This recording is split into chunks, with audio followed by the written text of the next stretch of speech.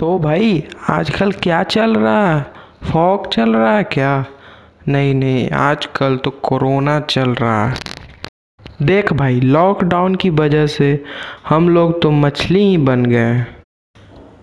कैसे? हाथ लगाओ डर जाएंगे, बाहर निकालो मर जाएंगे। इस कहानी में यह कहानी जेम्स बॉन्ड की कहानी से कुछ अलग है। फुटप्रिंट विदाउट फीट का थर्ड चैप्टर, जिसका नाम है द मिडनाइट विजिटर, और इसके लेखक का नाम है रॉबर्ट आर्थर। इस कहानी में दो सीक्रेट एजेंट हैं और एक राइटर है जिसका नाम है फाउलर, और उन दोनों एजेंट का नाम है ऑसिवल और मैक्स, जो कि इस कहानी में एक मिसाइल का इम्पोर्टेंट पेपर के लिए लड़ते हैं ऑसिवल के साथ।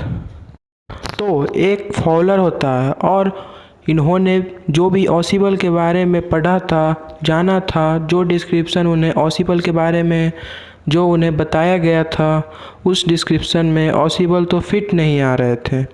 तो वह ऑसिबल का पीछा करते हुए एक गंदे से कॉरिडोर को पार करते हुए ऑसिबल के कमरे तक पहुँचे। ऑसिबल का रूम एक फ्रेंच होटल के अंदर होता है, जिसकी कॉरिडोर काफ़ी चिपचिपी होती है। ऑसिबल का रूम इसी होटल के टॉप फ्लोर यानी 6th फ्लोर पर था। ऑसिबल एक मोटे, काफ़ी मोटे इंसान थे, जिन्हें फ्रेंच और जर्मन दोनों बोलना आता था, लेकिन इनके वर्ड में थोड़ी थोड़ी अमेरिकन लैंग्वेज भी आ जाती थी, क्योंकि वह पहले पेरिस में थे और 20 साल पहले पेरिस से वॉटसन आए थे। अब फॉलर ऑसिबल से कहते हैं, क्या तुम्हें डिसअपॉइंटमेंट हो रही है?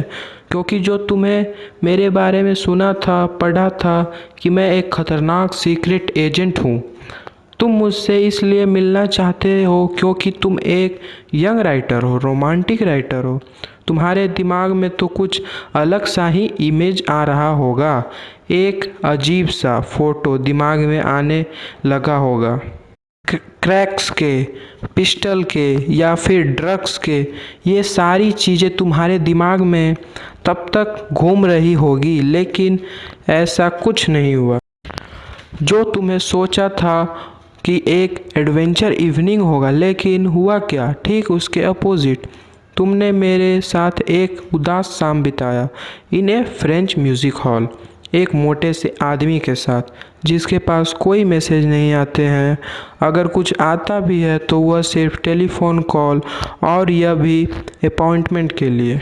और यह सब बोलते बोलते ऑसिबल, जो मोटे आदमी थे, अपना रूम का दरवाज़ा खोलते हैं और एक साइड खड़े हो जा गए ताकि उनका फ्रस्ट्रेटेड फ्रेंड फाउलर रूम के अंदर आ सके। अब ऑसिबल अपना बात कंटिन्यू रखते हुए बोलते हैं, मेरे दोस्त जस्ट चिल, अभी जस्ट तुम्हें एक पेपर, जो कि काफ़ी इम्पोर्टेंट पेपर है, इसके लिए कई सारी लाइफ रिस्क पर हैं, जिसे पार करके वह पेपर मेरे पास आएंगे। जैसे ही लाइट ऑन होता है, फॉलर को एक थ्रिल दिखा। उस दिन का कुछ ही दूर पर एक आदमी अपने हाथ में एक ऑटोमेटिक पिस्टल लेकर खड़ा हुआ था। ऑसिबल ये सब बात करते करते अपने रूम का दरवाज़ा बंद करते हैं और अपने रूम का लाइट ऑन करते हैं, जो कि एजेंट मैक्स था, और वह एक चालाक एजेंट था।